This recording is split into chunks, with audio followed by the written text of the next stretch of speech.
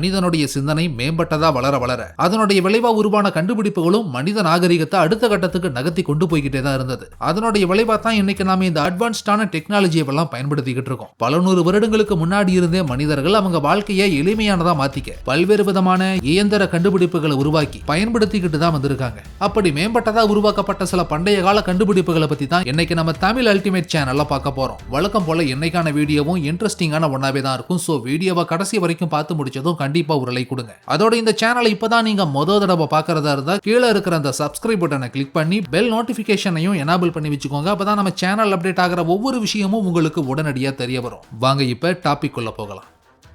Greek ட்ரைரிங் மனிதர்களை 3 அடுக்குகளா பிரிச்சு துடுப்பால இயக்கும்படி உருவாக்கப்பட்ட ஒரு பண்டைய கால கிரேக்க போர்க்கப்பல் தான் இந்த கிரீக் ட்ரைரிங். 120 அடி நீளம் வரைக்கும் உருவாக்கப்பட்ட இந்த மரத்தாலான பிரம்மாண்டமான போர்க்கப்பல்ல 170 துடுப்பு போடுற அடிமைகளை பயன்படுத்தி இருந்திருக்காங்க. குறிப்பிட்ட அளவுக்கான மாலுமிகளோட படை வீரர்களை உள்ளடக்கினதா இருந்த இந்த போர்க்கப்பல் 2000 வருடங்களுக்கு முன்னாடியே கிரேக்கர்களால வடிவமைக்கப்பட்டதா வரலாற்று குறிப்புகள் சொல்லுது. பண்டைய கால ஓவியங்களையும் நாணயங்களையுமே கூட இந்த கப்பலோட உருவம் இருக்கு. கிமு 480 வருஷம் நடந்த சலாமிஸ்ங்கிற போர்ல மத்திய தரைக்கடல் பகுதியில் இந்த போர்க்கப்பல் பயன்படுத்தப்பட்டதா வரலாற்று குறிப்புகள்ல தகவல்கள் இருக்கு.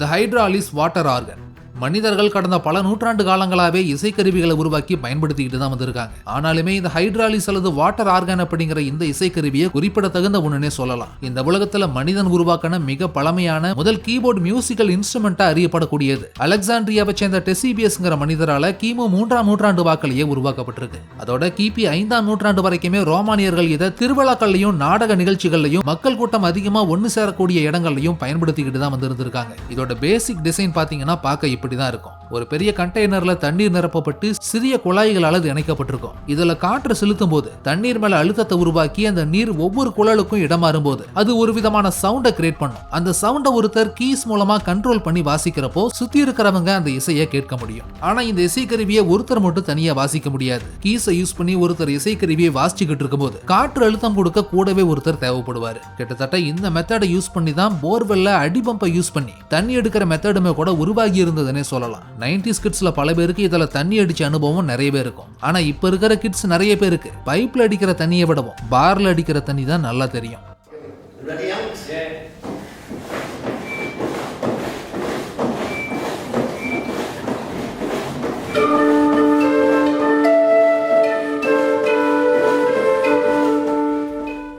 கிரீக் ட்ரெட்வீல் கிரேன் இன்னைக்கு காலகட்டத்தில் உயரமான கட்டுமானங்களை உருவாக்க ராட்சத கிரேன்களை உபயோகப்படுத்துற மாதிரி பண்டைய கிரேக்கர்களும் ரோமானியர்களுமே கட்டுமானங்களை உருவாக்குறப்போ ஒரு இயந்திர கிரேன் அமைப்பை பயன்படுத்தி இருந்திருக்காங்க. அதுதான் இந்த கிரீக் ட்ரெட்வீல் கிரேன். ஐகானிக்கான ஸ்ட்ரக்சரான இது கடினமான மரச்சக்கரங்கள்னாலையும் கயிறுகள்னாலையும் கட்டமைக்கப்பட்டு உருவாக்கப்பட்டிருந்தது. கிபி 5ஆம் நூற்றாண்டு வாக்கில் உருவான இந்த கிரேன் அமைப்பை வச்சுதான் இன்னைக்கும் ஸ்ட்ராங்கா நின்றுகிட்டு இருக்கிற பல பண்டைய கால நினைவு சின்னங்களை உருவாக்கி இருக்காங்க அந்த கால கிரேக்கர்களும் ரோமானியர்களும்.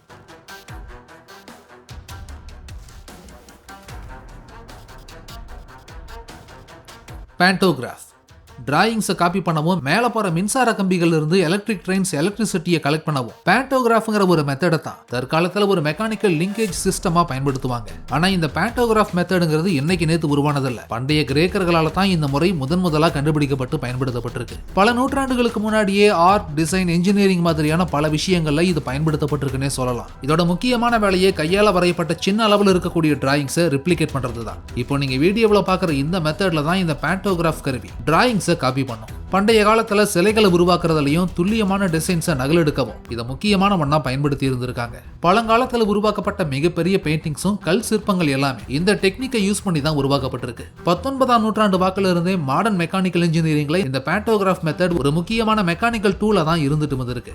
இன்னைக்கு வளர்ந்திருக்கிற டிஜிட்டல் பிரிண்டிங்ல ஆரம்பிச்சு 3D பிரிண்டிங் டெக்னாலஜி வரைக்கும் எல்லாத்துக்குமே ஃபர்ஸ்ட் இன்ஸ்பிரேஷன் எதுன்னு கேட்டீங்கன்னா அது கண்டிப்பா இந்த பேண்டோகிராஃபா தான் இருக்கும்.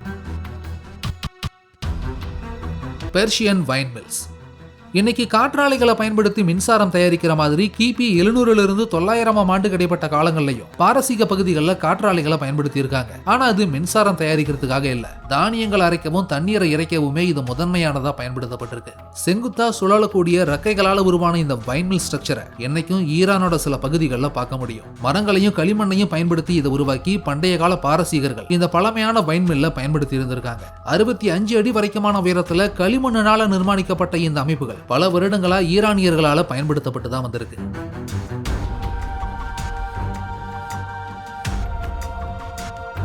தி ஆர்கிமெடஸ் ஸ்க்ரூ பழங்காலத்துல மனிதனால உருவாக்கப்பட்ட ஒரு புத்திசாலித்தனமான கண்டுபிடிப்புன்னு குறிப்பிட்டு சொல்லலாம். இந்த ஆர்கிமெடஸ் ஸ்க்ரூ அப்படிங்கிற இந்த இயந்திரத்தை பழங்கால கிரேக்க கணிதவியலாளரும் பொறியாளருமான ஆர்கிமெடிஸ்னால கண்டுபிடிக்கப்பட்ட இது ஸ்க்ரூ மெக்கானிசம் மூலமா தண்ணீரை மேலே ஏற்றி வேற ஒரு பக்கம் விளை வைக்கிற மாதிரி உருவாக்கப்பட்டிருந்தது. கிமு 3ஆம் நூற்றாண்டுல உருவான இதை தண்ணீரை தாழ்வான இடத்துல இருந்து மேலே ஏற்றி உயரமான இடங்களுக்கு கொண்டு போறதுக்காக பயன்படுத்தி இருந்திருக்காங்க. திருகு சுழலும் போது உருளை தண்டுக்குள்ளார சேகரிக்கப்பட்ட தண்ணீர் தண்டோட இடைவெளிகள் வழியா சுழலும் போது மேலே ஏற மாதிரி இதை டிசைன் பண்ணியிருக்காங்க. குடி தண்ணீர் எடுக்கவும் சாக்கடை தண்ணீரை சுத்தம் பண்ணவும் விவசாய நிலங்களுக்கு நீர் பாய்ச்சவுமே பல நூறு வருடங்களுக்கு முன்னாடி இது பயன்படுத்தப்பட்டிருக்கு கிரேக்கர்களால.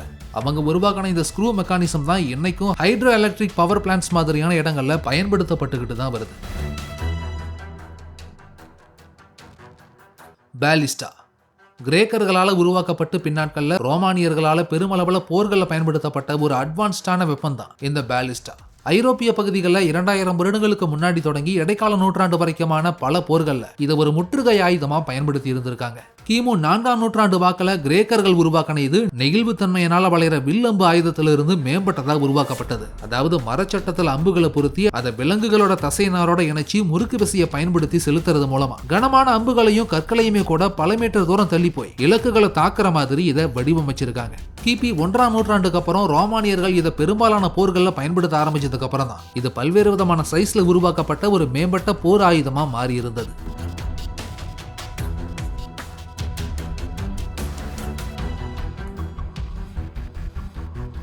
சப்மரைன்ஸ் தண்ணி மேல மிதந்து பயணிக்கிற கப்பல்கள் பல நூற்றாண்டுகளாவே பயன்பாட்டில் இருந்துகிட்டு வரது நம்ம எல்லாருக்குமே தெரியும். ஆனா தண்ணி கடியிலையும் மூழ்கி பயணம் பண்ற அண்டர் வாட்டர் சப்மரைன்ஸ் அழைக்கப்படுற நீர்மூழ்கிகளையுமே பண்டைய கால மக்கள் உருவாக்கி பயன்படுத்தியும் பார்த்து இருந்திருக்காங்க அப்படிங்கிறது தான் நம்மளால நம்ப முடியாத ஆச்சரியமான ஒரு விஷயம். தண்ணி கடியில ஒரு இயந்திரம் மூலமா மூழ்கி பயணம் பண்ணி பார்க்கணுங்கிற யோசனை பழங்காலத்தில இருந்தே மனிதர்களோட கற்பனையில இருந்துகிட்டு தான் வந்திருக்கு. பண்டைய புராணங்கள் படி மாவீரன் அலெக்சாண்டர் கிமு 332ஆம் வருஷ காலகட்டத்தில் கடல்வாழ் உயிரினங்களை பத்தி தெரிஞ்சுக்க ஒரு பழமையான கிளாஸ் டைவிங் பில்ல பயன்படுத்தினதா தகவல்கள் உண்டு.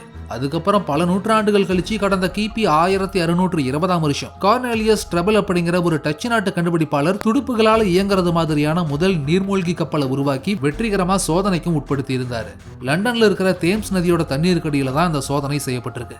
இப்படி 1620ஆம் வருஷம் உருவான இந்த நீர்மூழ்கி அடிப்படையா வச்சு 17 மற்றும் 18ஆம் நூற்றாண்டுகள்லயும் நிறைய விதமான நீர்மூழ்கிகள் வடிவமைக்கப்பட்டு பரிசோதனையும் செய்யப்பட்டிருந்தது.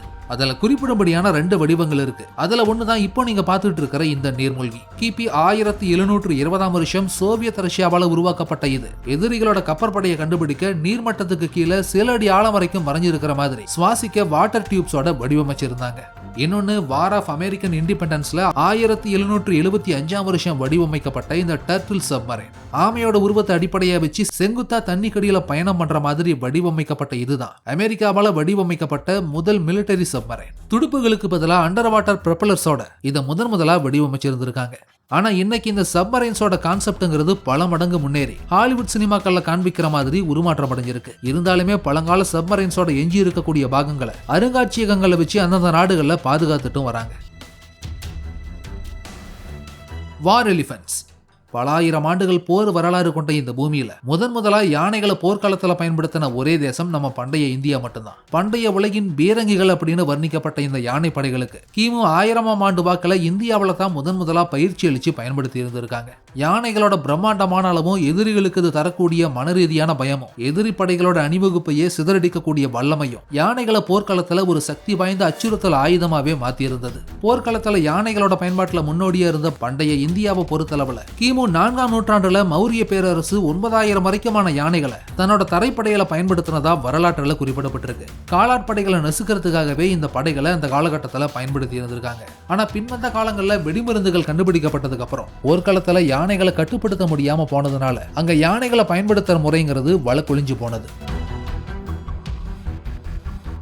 பைரால்ட் மெஷின் இப்போ நீங்க பாத்துக்கிட்டு இருக்கிற பொய்ரால்ட் மிஷின் அப்படிங்கிற இந்த ராட்சத இரும்பு வாகனம் 1914 வருஷம் லூயிஸ் பெய்ரால்ட் அப்படிங்கிற ரயில்வே இன்ஜினியர் ஒருத்தரால சோதனை முயற்சியா உருவாக்கப்பட்ட ஒரு பிரெஞ்சு தரைக்கப்பல். 1915 வருஷம் பிரான்ஸ்ல உருவாக்கப்பட்ட இதை முதலாம் உலக போர்ல கொடூரமான போர்க்களங்கள்ல முள்வேலிகளை உடைச்சுக்கிட்டு போகவும் சமதளமில்லாத கடினமான பாதைகளையும் அகழிகளையும் கடந்து போறதுக்காகவே இதை ஸ்பெஷலானதா வடிவமைச்சிருந்திருக்காங்க.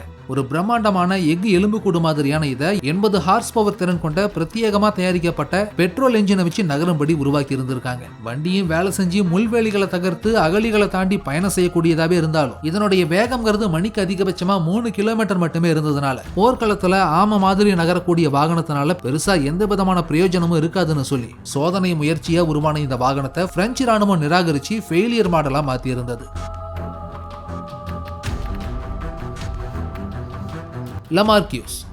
லாமார்க்யூஸ் அழைக்கப்படுற இப்போ நீங்க வீடியோவில் பார்க்குற இந்த வண்டி தான் இந்த உலகத்தோட மிக பழமையான நீராவி ஆற்றலால இயங்கக்கூடிய ரன்னிங் ஆட்டோமொபைல். கிபி 1884 வருஷம் பிரான்ஸ்ல உருவாக்கப்பட்ட இது நிலக்கரி, மரம், காகிதம் மாதிரியான விஷயங்களை எரிபொருளா பயன்படுத்தி ஓடக்கூடியது. நீராவியினால ஓடுற இந்த வண்டியை ஓட்டுறதுக்கு ப்ரிப்பேர் பண்றதுக்கு அரை மணி நேரம் தேவைப்படும். அதிகபட்சமா மணிக்கு 61 கிலோமீட்டர் வேகத்துல ஓட்டக்கூடியதான இந்த வண்டி தான் 1887 வருஷம் நடத்தப்பட்ட உலகத்தோட முதல் கார் பந்தயத்துல ஜெயிச்ச வண்டியுமே கூட. 9 அடி நீளமும் 900 கிலோ எடையும் கொண்ட இதுல 150 லிட்டர் அளவுக்கு தண்ணீரை நிரப்பக்கூடிய தொட்டி ஒண்ணு இருக்கும். அதோட அதிகபட்சமா 4 பேர் வரைக்கும் உட்காரக்கூடிய வசதி கொண்ட இந்த வண்டி பழங்கால வாகனங்களை சேகரிக்கக்கூடியவங்க மத்தியில ரொம்ப மதிப்புமிக்க ஆன்டிக் பீசஸ்ல ஒன்னாவே மாறி இருந்திருக்கு. அதனாலதான் இதை 2 முறை ஏலத்துல விட்டுருக்காங்க. 2006 வருஷம் நடந்த முதல் ஏலத்துல $3 மில்லியன் விற்கப்பட்ட இது 2011 வருஷம் மறுபடியும் ஏலத்துல விடப்பட்டப்போ $4.62 மில்லியன் இது விற்கப்பட்டிருக்கு. இதுவரைக்கும் விடப்பட்ட ஏலத்திலேயே ஒரு பழைய கார் இந்த அளவுக்கு விலை போனது அதுதான் முதலும் கடைசியும் கூட. அசீரியன் சீஜ் டவர்ஸ். கிமு 9ஆம் நூற்றாண்டு வாக்குல மெசபடோமியாவை மையமா வச்சு அசீரியன் எம்பையர்னு ஒரு பேரரசு ஆட்சி செஞ்சது. அப்போ நடந்த போர்கள்ல முற்றுகை ஆயுதமா பயன்படுத்தப்பட்ட ஒரு மிகப்பெரிய மூவபிள் ஸ்ட்ரக்சர் தான் இந்த அசீரியன் சீஜ் டவர்ஸ்.